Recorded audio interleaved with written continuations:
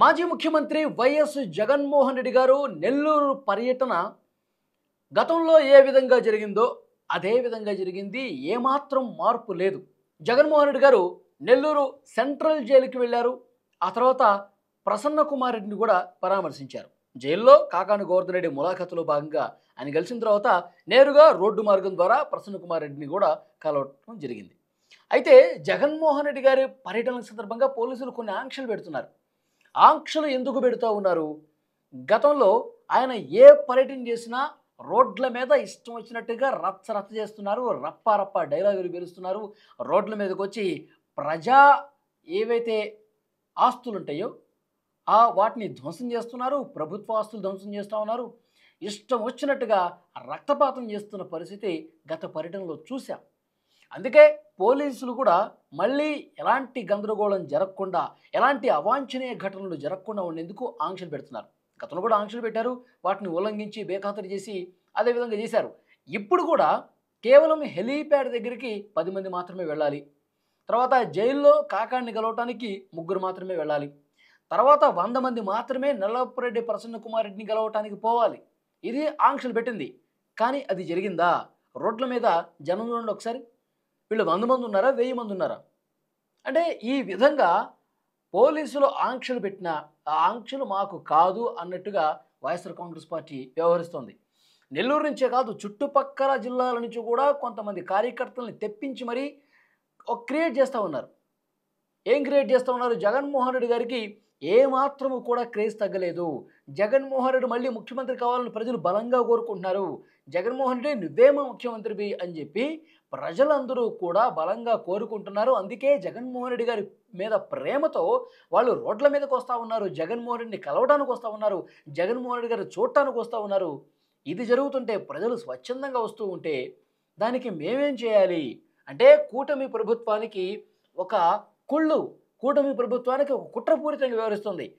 జగన్కి వస్తున్నటువంటి క్రేజ్ను ఓర్వలేక ఈ విధంగా పోలీసుల చేత ఆంక్షలు పెట్టిస్తోంది అని వైఎస్ఆర్ కాంగ్రెస్ పార్టీ నాయకులు మాట్లాడుతూ ఉన్నారు. నిజంగా ఆ క్రేజ్ను చూసి కూటమి నిజంగానే భయపడుతుందా? చంద్రబాబు నాయుడు గారు, పవన్ కళ్యాణ్ గారు, ఇంకొక నాయకుడు జగన్మోహన్ రెడ్డి గారిని చూసి, ఆయనకు వస్తున్న ఫాలోయింగ్ని చూసి, ఆయనకు వస్తున్నటువంటి జనాన్ని చూసి గజగజ వణిగిపోతూ ఉన్నారా? పోలీసులు ఆంక్షలు పెట్టింది దేనికి? గత పర్యటనలో ఒక్క నిమిషం మనం గుర్తు చేసుకునే ప్రయత్నం చేద్దాం.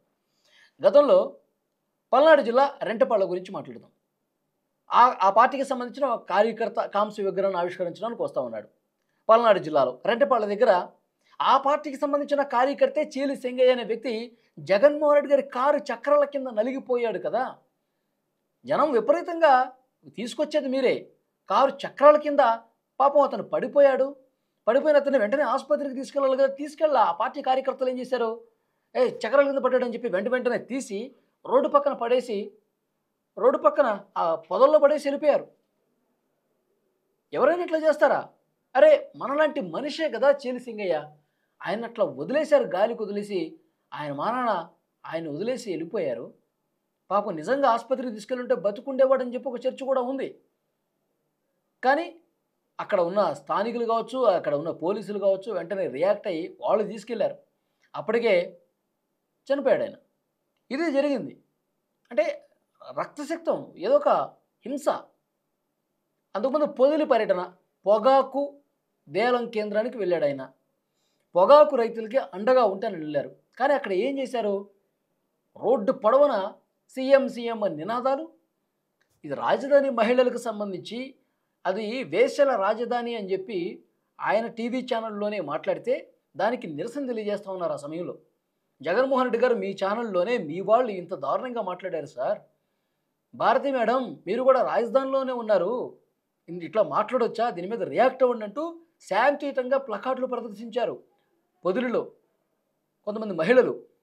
అప్పుడు వైసీపీ కార్యకర్తలు కొంతమంది, మా జగన్మోహన్ రెడ్డి వస్తుంటే మీరు నిరసన తెలియజేస్తారా అంటూ రాళ్లు తీసుకొని కొట్టారండి. పాపం మహిళలు తలలు పగిలి రక్తగాయాలైన పరిస్థితి. పోలీసులు కూడా తల పగిలి రక్తం గారింది.